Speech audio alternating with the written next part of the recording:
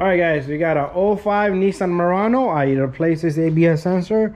This ABS sensor, somebody worked on it. They broke the bolt, so not much we could do. So we had to put some silicone in it to lock it up.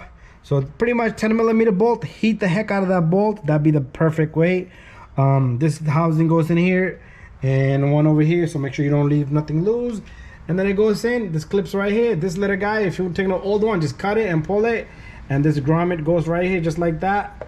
And I'm gonna show you up on the top. This should be no more than 20 minutes for you to do here, unless that bolt is seized up. If it is, then you're gonna have to work a little bit extra hard. So let's go on the top. Okay, so right here where the coolant box is, this is where your sensor comes in. I clipped it up. It clips right there. Small little clip rotator, and then you got this little clear connector right here. So you gotta squeeze that to pull it out and then put the new one in. Very simple and easy. Like I said, 20 minutes, no more than that. If the bolt gets stuck, it might take you a little bit longer. So this is the driver's side sensor, and then you got one on the passenger side.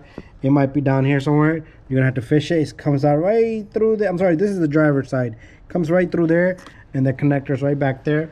So this is the passenger side, and that's the driver's side. That's it. Thank you for watching my video.